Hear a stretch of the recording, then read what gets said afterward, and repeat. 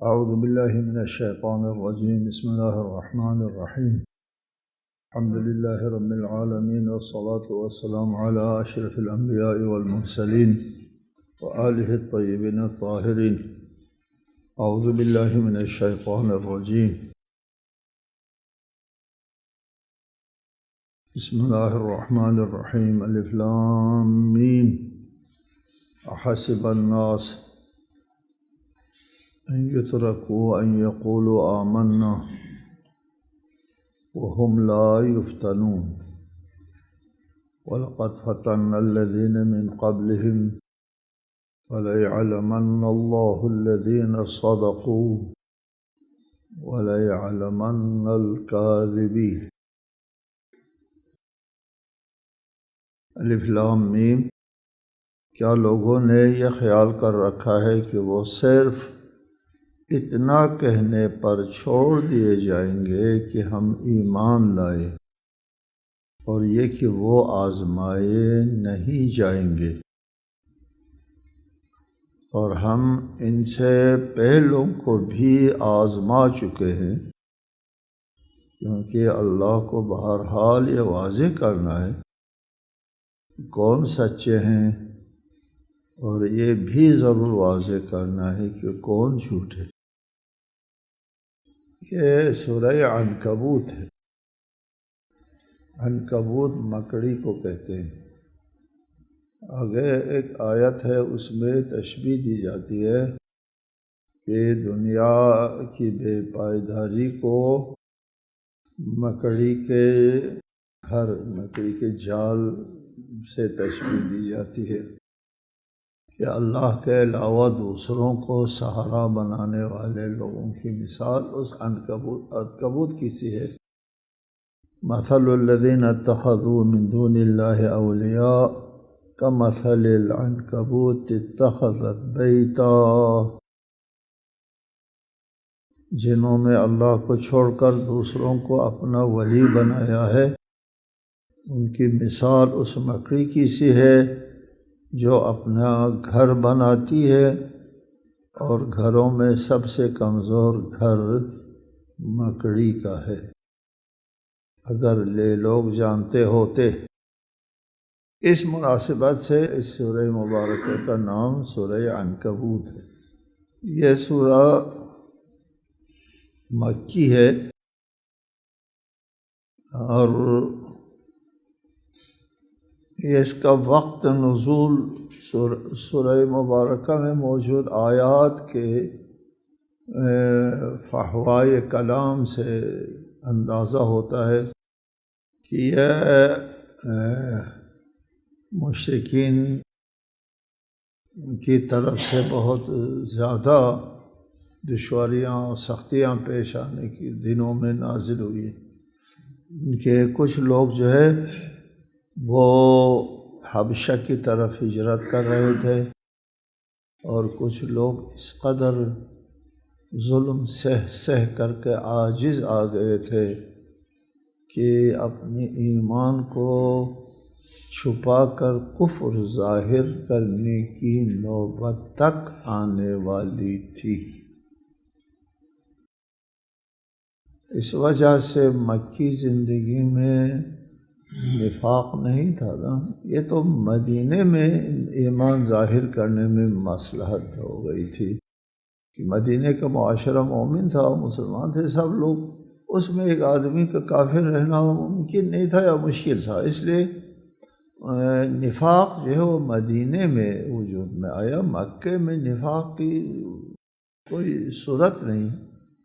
اس سورہ مبارکہ کی ابتدا میں فرمایا احسب الناس ان یترکوا ان یقولوا آمنا وهم لا یفتنون۔ کیا لوگوں نے یہ گمان کر رکھا ہے کہ بس آمنا کہنا کافی ہے، ہم ایمان لے آئے کہنا کافی ہے، اور وہ آزمائے نہیں جائیں گے، ان کا ایمان جانچا نہیں جائے گا، صرف زبان سے ایک آمنا کہنا کافی ہے، یہ گمان کر رکھا ہے؟ ایسا ہرگز نہیں ہوگا۔ ایمان جو ہے اس کا امتحان لیا جائے گا، جانچا جائے گا۔ وَلَقَدْ فَتَنَّا الَّذِينَ مِنْ قَبْلِهِمْ، ہم نے اب سے پہلے جن لوگوں نے ایمان کا اظہار کیا ہے ان کے ایمان کو آزما لیا ہے، فَلَيَعْلَمَنَّ اللَّهُ الَّذِينَ صَدَقُوا، اور تاکہ اللہ تعالیٰ کو پتہ چلے کہ کون سچے ہیں اور کون جھوٹے۔ اللہ کو تو آزمانے سے پہلے پتہ ہے، آزمانے کے بعد پتہ چل رہا کا مطلب نہیں بنتا اللہ تعالیٰ کے لیے، لیکن اللہ تعالیٰ قدیم سے جانتا ہے کہ کون سچے ایمان والے ہیں، کون جو ہے وہ جھوٹے ہیں۔ لیکن اللہ تعالیٰ کا جو قدیم علم ہے وہ آزمائش کی وجہ سے ظہور میں آتا ہے۔ علم قدیم ظاہر ہوتا آزمائش سے کہ یہ وہ بات تھی جو اللہ تعالیٰ پہلے جانتا۔ ایک دوسری بات یہ ہے کہ جب تک آزمائش نہیں ہوتی اس وقت تک انسان کے ایمان کی صداقت جو ہے وہ ثابت نہیں ہوتی، یعنی اب جب تک عملی صورت اختیار نہ کرے وہ ایمان نہیں ہوتا۔ جی، یہ ہمارے معاشرہ میں بھی مشکلات درپیش ہے، اور ائمہ علیہ السلام کے زمانے میں بھی اس آیت کے باوجود کچھ لوگ تھے جن کا یہ کہنا تھا صرف آمنا کافی ہے، ان کو مرجعہ کہتے ہیں، فرقہ مرجعہ، ان کا یہ کہنا، فرقہ مرجعہ کا یہ کہنا تھا کہ ایمان لانے کے بعد کوئی گناہ جو ہے وہ اثر نہیں رکھتا، برا منفی اثر نہیں پیدا کر سکتا گناہ، ایمان وہ ہے رکاوٹ، جیسا کہ کفر کے ساتھ کوئی نیکی جو ہے وہ مؤثر نہیں ہے، کفر کے ساتھ نیکی مؤثر نہیں نا، بالکل اسی طرح ایمان کے ساتھ کوئی گناہ مؤثر نہیں، یہ ان کا عقیدہ تھا فرقہ مرجعہ کا۔ اور ائمہ علیہ السلام نے فرقہ مرجعہ کا جب ذکر فرمایا تو باقی جو فرقے ہوتے ہیں گمراہ فرقے، بہت سارے گمراہ فرقے نکل آئے تھے اس وقت، ان کے اوپر ایک بار لعنت بھیجتے تھے، فرقہ مرجعہ پر 2 بار لعنت بھیجتے تھے۔ لوگوں نے پوچھا کہ ابن رسول اللہ اس فرقے کے پر 2 مرتبہ آپ نے لعنت اللہ علیہم 2 مرتبہ تکرار فرمانے کی وجہ فرمایا کہ اس لیے میں ان کے اوپر 2 بار لعنت بھیجتا ہوں، یہ گناہ کو غیر مؤثر سمجھتے ہیں، یعنی ہم اہل بیت کے قتل کو بھی یہ لوگ کہتے ہیں، اس کا کوئی اثر، آمنا کہنے کے بعد اسے شہداء کو قتل کرنے کوئی حرج نہیں، ان کے عقیدے کے مطلب یہ بنتا ہے، اس لیے ان کے اوپر 2 بار لعنت بھیجتا۔ اس آیت میں صاف ظاہر ہے، فرمایا کیا لوگوں نے یہ گمان کیا ہے کہ صرف آمنا کہنے پر ان کو چھوڑ دیا جائے گا؟ یقول آمنا کہنا کافی ہے؟ کافی نہیں ہے، صرف آمنا کافی نہیں ہے، ایمان جب تک عملی شکل اختیار نہ کرے، ایمان کا کردار کے اوپر اثر نمایاں نہ ہو، وہ ایمان نہیں ہے۔ جس کے کردار میں ایمان نظر نہ آئے وہ ایمان نہیں ہے۔ اسلام دین کردار ساز ہے، اور کردار سے ہٹ کر صرف ایک تصوراتی دنیا کو اسلام نہیں کہتے، دین نہیں کہتے۔ دین ہے کردار، ایمان درست ہے، بنیاد ہے، لیکن بنیاد کسی عمارت کے لیے بنیاد ہوتی ہے، اگر عمارت نہیں ہے تو وہ بنیاد بھی نہیں ہے۔ ایمان بنیاد ہے، کس کے لیے بنیاد ہے؟ آگے آنے والی دینی عمارت کے لیے بنیاد ہے۔ اگر عمارت نہیں ہے تو یہ بنیاد بھی نہیں، کچھ یہ ایمان ہی نہیں ہے۔ یہ جو کہتے ہیں کہ آمن، ہم ایمان لے آئے، ہم مومن ہیں، مومن کچھ نہیں۔ اگر ایمان کا کردار کے اوپر اثر نہیں ہے تو وہ مومن نہیں ہے، لاکھ وہ اس پر وہ کرے، ضد کرے، لاکھ دلیل قائم کرے۔ قرآن کی صراحت ہے، مسلمات مذہب ہے، ہمارے دین اور مذہب کے مسلمات میں سے کہ عمل کے بغیر صرف آمنا کافی نہیں ہے۔ ایسا کیوں ہے؟ ایسا اس لیے ہے کہ ایک شخص کہتا ہے کہ میں ایمان لے آیا، ایمان لے آنے کے بعد اور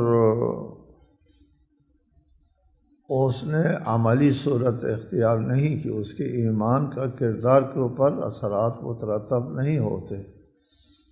نہیں ہوتے ہیں، تو اس کے ایمان جو ہے وہ اس کی کوئی قیمت لگانا ممکن نہیں ہے۔ عمل سے وہ بنتے ہیں، مستحق بنتا ہے۔ صرف تصورات سے، صرف عقیدے سے مسئلہ حل نہیں ہوتا قرآن کے مطابق۔ احسب الناس، کیا لوگوں نے یہ گمان کر رکھا ہے کہ ان یترکوا، کہ وہ چھوڑ دیے جائیں گے، یقولوا آمنا کہنے پر، وہم لا یفتنون، وہ آزمائے نہیں جائیں گے۔ وَلَقَدْ فَتَنَّا الَّذِينَ مِن قَبْلِهِمْ، ان سے پہلے جتنے بھی ادیان آئے ہیں، ادیان سماویہ، سب میں آزمائش جو ہے وہ اللہ تعالیٰ کا ایک قانون کلی ہے۔ وَلَقَدْ فَتَنَّا الَّذِينَ مِن قَبْلِهِمْ، ان سے پہلوں کو بھی آزمائش میں ڈال دیا گیا ہے۔ عمل کے بغیر، صرف علم خدا سے، اللہ کو علم ہے کہ کون ثابت ہوگا کون نہیں ثابت ہوگا، صرف علم کی بنیاد کے اوپر جو مستحق نہیں بنتا جب تک اس سے عمل سرزد نہیں ہوتا ہے۔ عمل سے وہ مستحق جنت و نار بنتا ہے، عمل سے۔ اور اس لیے آزمانا ضروری ہے، نہ آزمائے تو صرف ایک علم خدا سے نہ وہ جنت کا مستحق بنتا ہے، نہ نار کا مستحق بنتا ہے۔ کچھ کیا نہیں ہے اس نے، اور اس نے بھی کچھ نہیں کیا، دونوں نے کچھ نہیں کیا، تو ایک کو جنت میں بھیج دیا جائے گا۔ کیوں جنت میں؟ اس نے کچھ کیا ہی نہیں۔ اور اس کو جہنم میں، کیوں جہنم میں؟ اس نے کچھ کیا ہے نہیں ہو سکتا یہ، اس نے بھی کچھ نہیں کیا، اس نے بھی کچھ نہیں کیا، اور اس کو جنت بھیجتے ہیں، اس کو جہنم بھیجتے ہیں۔ یہ عادلانہ عمل نہیں ہے، عادلانہ عمل نہیں ہے۔ اس سے جرم سرزد نہیں ہوا، اس کو جہنم بھیج دیا جائے۔ اس سے کوئی عمل خیر سرزد نہیں ہوا، اس کو جزا دیا جائے۔ جزا اور سزا عمل کا نام ہے، عمل کی جزا ہے، عمل کی سزا ہے۔ عمل نہیں ہے، نہ سزا ہے نہ جزا ہے، کچھ نہیں۔ یہ عدل نہیں، معقول نہیں ہے اس قسم کا تصور۔ قرآن مجید میں متعدد آیات ہیں، انبیاء علیہ السلام کو بھی یہ مقام رسالت و نبوت ایسے نہیں ملتی۔ وَإِذِ ابْتَلَىٰ إِبْرَاهِيمَ رَبُّهُ بِكَلِمَاتٍ فَأَتَمَّهُنَّ قَالَ إِنِّي جَاعِلُكَ لِلنَّاسِ إِمَامًا۔ یہ آزمائش کی تکمیل ہو گئی، پھر اللہ تعالیٰ نے کہا کہ ہم تمہیں امام بنانے والے ہیں۔ وَإِذِ ابْتَلَىٰ إِبْرَاهِيمَ رَبُّهُ بِكَلِمَاتٍ، کلمات کے ساتھ، چند کلمات اپنی جگہ ہم نے اس کی تشریحات لکھی اور کلمات یاد. آزمائش کرنے کے بعد مقام خلت کے اوپر حضرت ابراہیم نافذ ہوئے ہیں. مفت میں نہیں ہوتا جی کوئی مقام و منصب. اللہ تعالیٰ کی طرف سے اللہ تعالیٰ کی مشیت جو ہے وہ اندھی بانٹ نہیں ہے. بلا وجہ کسی کو نبوت دے دیا اور بلا استحقاق کسی کو امامت دے دی، نہیں. استحقاق کی بنیاد پر. استحقاق کب آتا ہے؟ آزمائش کے بعد آتا ہے. اور قرآن مجید میں مختلف آیات ہیں کہ اہل ایمان کو ہلا دیا گیا، وہ زلزلو، ان کو ہلا دیا گیا، اور پھر وہ کہنے لگے کہ متی نصر اللہ، اللہ کی مدد کمک کب آنے والی؟ یعنی عاجز آ گئے، تنگ آ گئے. متی نصر اللہ، اللہ کی نصرت کب آئے گی؟ یہاں تک جو ہے وہ زلزلو، ان کو ہلا دیے جاتے ہیں. جی ایک اور آیت ہے بہت ہی معنی ہے، عجیب ہے وہ آیت. حتی اذا استیأس الرسل وظنوا انہم قد کذبوا، یہاں تک کہ اذا استیأس الرسل، پیغمبران مایوس سے ہونے لگ گئے. استیأس الرسل، مایوس ہونے لگ گئے، یعنی مایوسی کے قریب تھے یا مایوسی میں آنے والے تھے. ایسے حالات آ گئے تھے جہاں سے انسان کو مایوس ہونا ہوتا ہے. یہ واضح مطلب جی اس قدر شدائد میں اور سختیوں میں مبتلا کیے گئے انبیاء کو کہ یہاں انسان کو مایوس ہونا ہوتا ہے. جی وَظَنُّوا أَنَّهُمْ قَدْ كُذِبُوا، اور ظنوا میں جو ضمیر ہے وہ رسول کی طرف نہیں. ہم نے یہ تفسیر نہیں کی ہے اس طرح. لوگوں نے گمان کیا انہم قد کذبوا، انبیاء کے ساتھ جو ہے جھوٹ بولا گیا ہے. آزمائش کر کے آزمائش کر کے آزمائش کر کے آخری مرحلے تک، یعنی نا امیدی کے مرحلے میں داخل ہونے کے بعد آپ دعا کرتے ہیں. آپ کی مثلا بیماری آتی ہے یا کوئی مشکلات آتی ہیں تو دعا کرتے ہیں تو وہ بلا ٹلتی نہیں ہے، ٹلتی نہیں ہے تو آپ مایوس ہونے لگتے ہیں. یہ اللہ تعالیٰ نے فرمایا تھا ادعونی استجب لکم، مجھے پکارو میں تمہاری دعا قبول کروں گا. یہ جو وعدہ ہے اللہ تعالیٰ کا، یہ ایسے ہی میں دعا بہت کرتا ہوں، مجھے وہ قبول نہیں ہوتی. ٹھیک ہے. استیأسوا، مایوس ہونے لگتے ہیں. وظنوا انہم قد کذبوا، یہ جھوٹ بولا گیا ہے. اس وقت اللہ تعالیٰ کی نصرت آتی. ایسے مفت میں آپ عائش کہتے ہی فوراً اللہ تعالیٰ کی نصرت جو ہے ایسے نہیں آتی. اللہ کے آزمائش میں پورے اترنے کے بعد، بہت دیر بعد. یہ کتنی مشکلات کا مقابلہ کیا ہے انبیاء نے، کتنے مشکلات کا مقابلہ کیا ہے. حضرت نوح کے فرامی، حضرت صالح کو کتنی اذیت جو برداشت کرنا پڑی، بہت اذیت برداشت کرنا پڑی. شعب ابو طالب میں 3 سال تک جو ہے وہ بائیکاٹ کی زندگی. پہلے تو مکی زندگی بہت سخت زندگی ہے، وہاں بے آب و گیا آبادی ہے، کوئی وہ نہیں ہوتا. زندگی جو ہے لوگوں کی بہت ہی نیچے ہوتی ہے، سطح زندگی بہت نیچے، اور پھر اس میں بائیکاٹ بھی ہو اور پورا معاشرہ دشمن بھی ہو اور ادھر سے خطرہ بھی ہے. بہت آزمائش سے دوچار ہونا پڑا رسالت مآب کو اور رسالت مآب پر ایمان لانے والوں کو۔ جی پھر اس کے بعد رسالت مآب کی رحلت کے بعد جن کو آزمائش سے گزارنا تھا ان کی آزمائش سخت ہو گئی، جن کو آزمائش سے نہیں گزارنا تھا وہ ان کی زندگی بہتر ہو گئی۔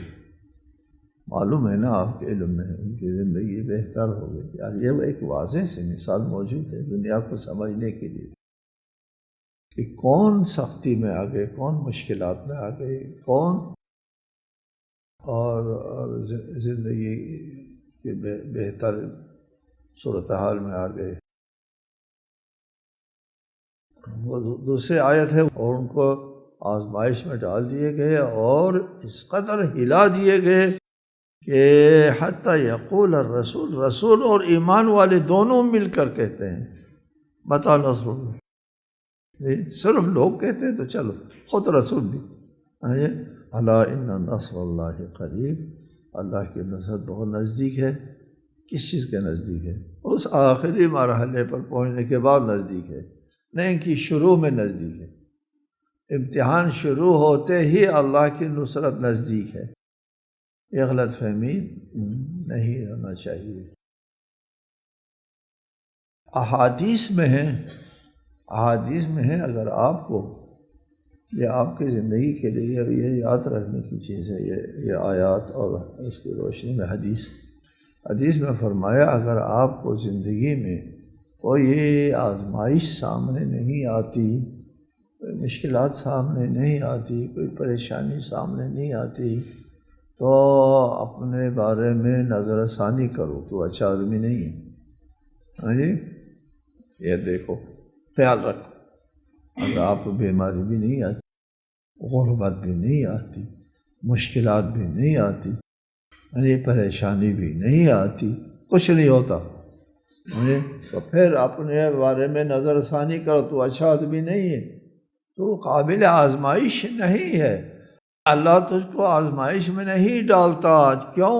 اس لیے تو آزمائش کا اہل نہیں ہے۔ جی، اور اللہ تعالیٰ ایک مقام دینا چاہتا ہے دنیا میں یا آخرت میں، مقام دینا چاہتا ہے۔ اللہ جو دینا چاہتا ہے وہ اللہ کی عنایتیں جو ہے وہ میں کہا کرتا ہوں ہمیشہ دی بانٹ نہیں ہوتی۔ اللہ جب کوئی چیز دیتا ہے تو اہل کو دیتا ہے، جی، وہ ہم کو اہل ثابت کرنا ہوتا ہے، اپنے آپ کو اہل ثابت کرنا پڑتا ہے۔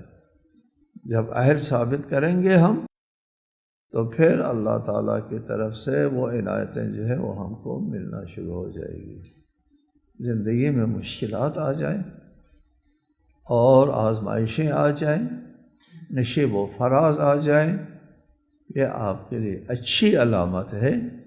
اس کا گلہ نہیں کرنا، شکایت نہیں کرنا، اف نہیں کرنا، یہ میرے ساتھ یہ کیوں ہو رہا ہے، یا تیرے ساتھ یہ اس لیے ہو رہا ہے کہ تو اچھا آدمی ہے، چھوڑے جی کیا اچھا آدمی ہے، ہمیشہ مصیبت وغیرہ وغیرہ، نہیں جی، ایسا نہیں۔ البتہ بعض ہوتے ہیں خسرت دنیا والآخرہ، نہ دنیا ہے نہ آخرت ہے، ہاں جی، ذالک هو الخسران المبین۔ جی، بہت لوگ ہیں دنیا میں بھی وہ محروم اور مشکلات، آخرت میں بھی۔ السلام علیکم ورحمۃ اللہ۔